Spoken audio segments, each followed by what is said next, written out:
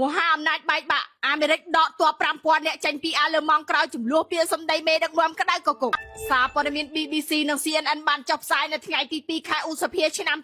2026 នេះថាក្រសួងការពារជាតិអាមេរិកបានសម្រេចដកកងទ័ពចំនួន 5000 នាក់ចេញពីអាល្លឺម៉ង់ដែលជាការឆ្លើយតបយ៉ាងក្តៅក្រហាយចំពោះចំនួនពាក្យសម្ដីរវាងលោក Donald Trump និងលោក Friedrich Merz ដើមចំគឺអធិការបតីអាល្លឺម៉ង់លោក Merz រិះគន់ថាអាមេរិកបាក់មុខនឹងខ្វះយុទ្ធសាស្ត្រច្បាស់លាស់នៅក្នុងសង្គ្រាមអ៊ីរ៉ង់លោក Trump បានប្រើប្រាស់បណ្ដាញ Truth Social ដៀលថ្មីលោក Merz ថាជាមេដឹកនាំមិនដឹងខ្យល់និងជាអ្នកធ្វើឲ្យសេដ្ឋកិច្ចអាល្លឺម៉ង់ដុនដាបរដ្ឋមន្ត្រីការពារជាតិអាមេរិកលោក Pete Hegseth បានបញ្ជាក់ថាការដកកងទ័ពនឹងបញ្ចប់នៅក្នុងរយៈពេល 6 ទៅ 12 ខែលើសពីនេះអាមេរិកក៏គ្រោងនឹងដកទ័ពចេញពីអ៊ីតាលីនិងអេស្ប៉ាញបន្ថែមទៀតអាមេរិកហាក់កំពុងបោះបង់អឺរ៉ុបដើម្បីងាកទៅពង្រឹងឥទ្ធិពលនៅតំបន់ Indo-Pacific វិញទង្វើនេះបង្កឲ្យមានការភ័យខ្លាចដល់អឺរ៉ុបខាងកើតចំពោះការគំរាមកំហែងពីរុស្ស៊ីទោះបីជាអាល្លឺម៉ង់បានបង្កើនកញ្ចប់ថវិកាការពារជាតិលើសគោលដៅ NATO ក៏ដោយ